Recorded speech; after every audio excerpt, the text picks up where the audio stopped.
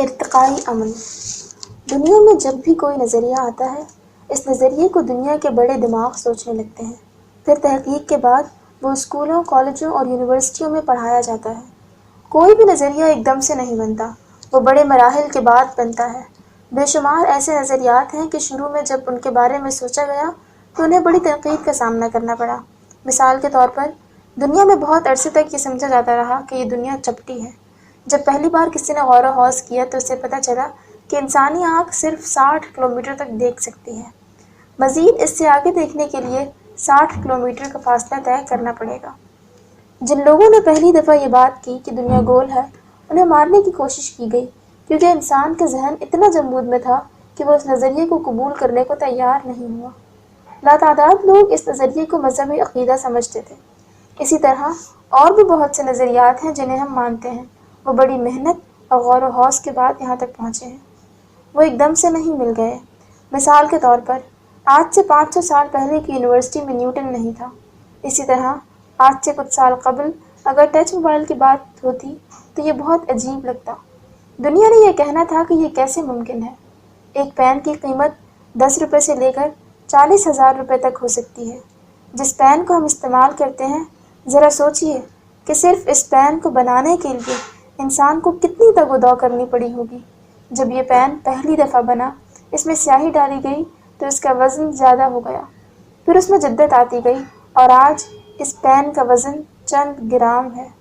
آج آپ اسے اپنی جیب میں رکھ سکتے ہیں، اٹھا سکتے ہیں، دے سکتے ہیں اور لے سکتے ہیں، کیونکہ اب اس کا استعمال بہت آسان ہو گیا ہے۔ قلم کام کے لحاظ سے بہت زیادہ اہم ہے۔ اس سے تلوار سے بڑا کام لیا جا سکتا ہے، اس سے انقلاب برپا کیے جا سکتے ہیں، اس سے کتابیں لکھی جا سکتی ہیں، اس سے علم اگلی نسل میں منتقل کیا جا سکتا ہے۔ دنیا میں سب سے زیادہ ڈارون کے نظریے پر بات ہوتی ہے، اور یہ بات بھی پڑھے لکھے طبقے میں ہوتی ہے۔ اس نظریے کے 2 حصے ہیں۔ ایک حصہ جس پر سب سے زیادہ تنقید ہوئی وہ یہ ہے کہ نعوذ باللہ انسان کسی اور مخلوق سے بنا ہے۔ اس کے نظریے کا دوسرا حصہ، جو بہت کم لوگوں کو معلوم ہے، کہتا ہے کہ رہتا صرف وہی ہے جو تبدیلی کو قبول کر سکتا ہے، اور جو وقت، حالات، زمانے کی تبدیلیوں کے ساتھ تبدیل ہوتا ہوا آگے نکل جاتا ہے۔ فکری ارتقاء۔ سب سے پہلے ارتقاء آپ کی دانش کا ہوتا ہے۔ آپ کی سوچ اور فکر کو تبدیلی اور نمو کی ضرورت ہوتی ہے۔ فکری ارتقاء کے 3 ذرائع ہیں۔ پہلا، باقاعدہ طور پر سوچنا سیکھیے۔ کوشش کیجیے اور آپ کسی ایسی دنیا کے تھنک ٹینک کو ضرور پڑھیں جو سوچنا سکھاتا ہے۔ اس سلسلے میں ایڈورڈ ڈی بونو کو ضرور پڑھیں۔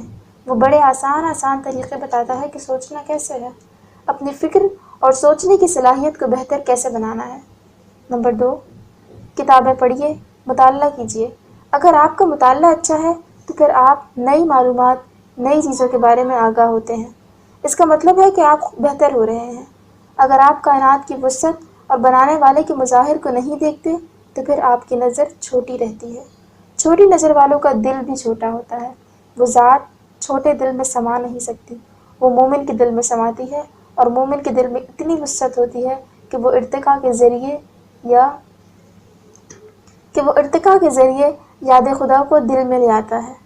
نمبر 3، سیکھنے کا کوئی موقع ضائع نہ جانے دیجیے۔ اگر آپ کو کوئی کارپینٹر بھی اچھی بات سکھائے تو اس سے لے لیں، حلوائی سے بھی ملے تو مل لیں، موچی سے بھی ملے تو لے لیں۔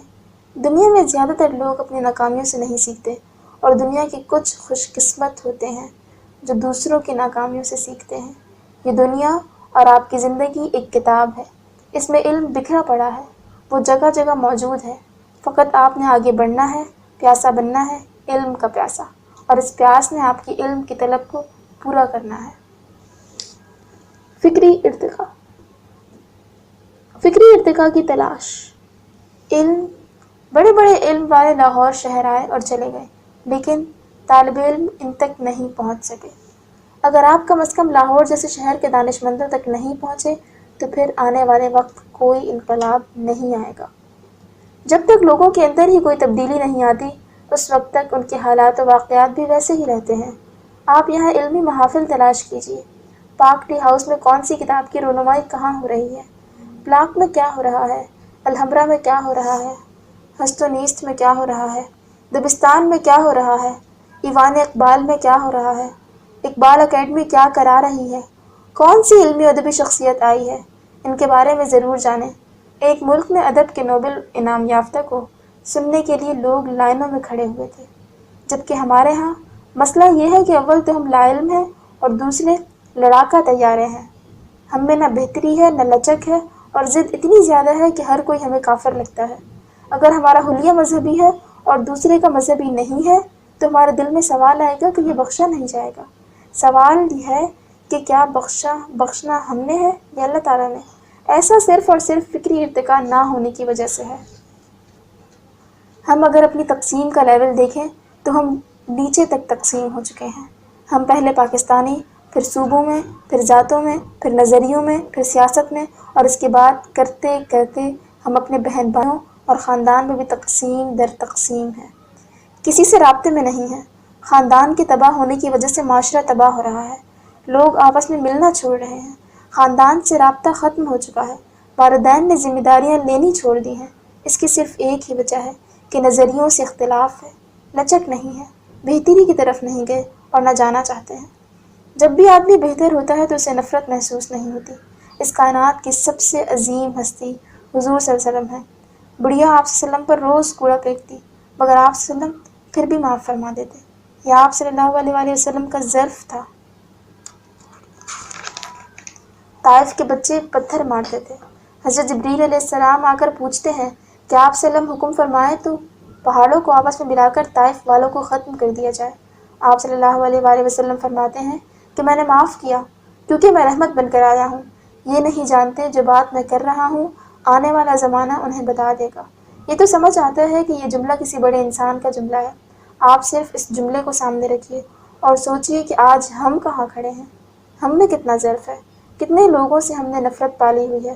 ہمارا فوکس ہماری اندر کی شخصیت کی بہتری، ہماری یکسوئی، ہمارا ارتقاء کہیں پیچھے رہ جاتا ہے۔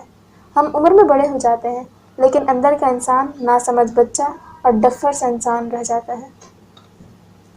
کوشش کیجئے کہ آپ اپنے نظریات پر کام کریں۔ دنیا میں رویے پر جو نئے نئے نظریات آ رہے ہیں، جو تحقیقات ہو رہی ہیں، انہیں ضرور پڑھیں۔ جب آپ زمانے کا علم لیتے ہیں تو آپ میں وسعت آتی ہے۔ نئے تجربے کیجئے، کوشش کر کے نئی جگہوں سے سیکھیں، نئے شہروں سے سیکھیں، سوال والے انسان بنیں۔ ایک حدیث کا مفہوم ہے کہ آدھا علم سوال میں ہے۔ آپ سوال والے انسان بنتے ہیں تو پھر آپ علم بھی آپ کی طرف چل کر آنے لگتا ہے، لیکن اگر آپ کے پاس سوال نہیں ہے تو پھر آپ بہتر نہیں ہو سکتے۔ اپنی بہتری کے لیے مسلسل کوشش کیجئے۔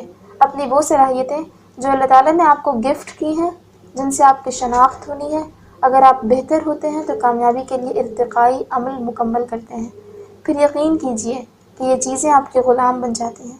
یہ ارتقاء اتنا ضروری ہے کہ حدیث کا مفہوم ہے کہ ہلاک ہوا وہ شخص جس کا آج کا دن پچھلے دن سے بہتر نہیں ہے۔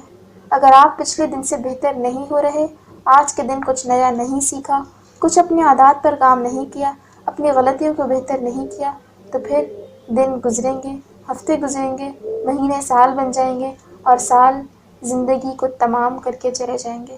دنیا میں کسی کو خبر بھی نہیں ہوگی کہ آپ آئے تھے اور آپ چلے گئے۔